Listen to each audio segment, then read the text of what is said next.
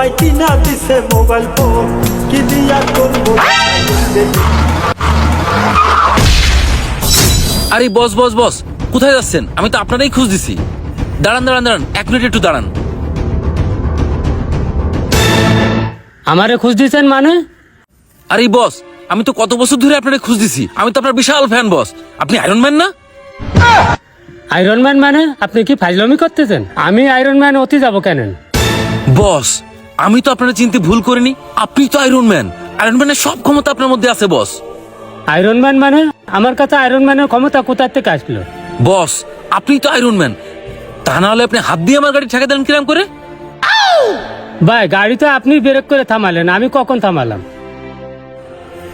ও, আমি ব্রেক করে থামাইছি? আমি তো মনে করলাম আপনার হাতের যে পাওয়ার, এই পাওয়ারে আমার গাড়ি দাঁড়াই গেছে।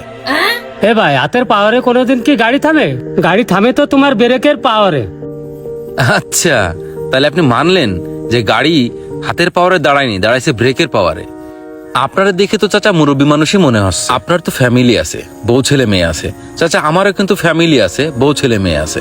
আপনি যেভাবে রাস্তাটা পার হচ্ছিলেন, 1 মিনিট দেরি করে পার হলে কি হতো চাচা? আমি যে গাড়িটা দাঁড় করালাম, ব্রেকটা যদি ঠিক মতো কাজ না করতো, তাহলে একটা বড় ধরনের ক্ষতি হতে পারতো না? হয়তোবা দেখা যেত আপনি হসপিটালে, না হয় আমি হসপিটালে, অথবা দুইজনই একসাথে হসপিটালে। এর থেকেও বড় ধরনের ক্ষতি হতে পারতো। ক্ষতিগ্রস্ত কারা হতো? হয় আপনার পরিবার, না হলে আমার পরিবার। চাচা, আপনি রাস্তা পার হচ্ছেন, কিন্তু আপনার কানে রয়েছে কি? হেডফোন। আমি যে গাড়ি নিয়ে আসতেছি, হর্ন দিচ্ছি, আপনার তো কানেও পৌঁছাচ্ছে না। রাস্তা পার হওয়ার সময় কানে হেডফোন দিয়ে রাস্তা পার হতে হয় না। চাচা, আপনি কিন্তু আসলে আয়রন ম্যান না যে আপনি হাত দিলেন আর গাড়ি থেমে গেল। এভাবে কিন্তু রাস্তা পার হতে হয় না চাচা, তাহলে উভয়েরই ক্ষতি হয়। এটা একটু মাথায় রাখবেন। আসলে বাবা, আমি তো ব্যাপারটা অত বুঝে উঠতে পারিনি। আসলে ভুলটা আমারই। আজকে যদি এই দুর্ঘটনাটা ঘটে যাইতো, তাহলে মেলা বড় ক্ষতি হয়ে যাইতো। যাই হোক, তুমি একটা ভালো কথা কইছো আমার। এই কথা আসলে সবাই এইভাবে বলে না। যাই হোক, আমার একটু শিক্ষা হয়ে গেল। জীবনে এই রোডে ঘাটে চলাফেরা করতে গেলে এই হেডফোন কানে দেব না, আর সচেতন হয়ে আমি রোড পার হবো। বাপ, তাহলে তোমাকে অনেক ধন্যবাদ। আর পারলে তুমি আমার ক্ষমা করে দিয়ে, তুমি আমার চোখ খুলে দিছো। ঠিক আছে চাচা, আমার কাছে মাপ চাওয়ার কিছু নেই, কিন্তু আপনি মুরব্বী মানুষ, রাস্তা একটু সচেতন ভাবে পার হবেন। ঠিক আছে? ভালো থাকেন চাচা, সাবধানে থাকবেন, সাবধানে চলাচল করবেন।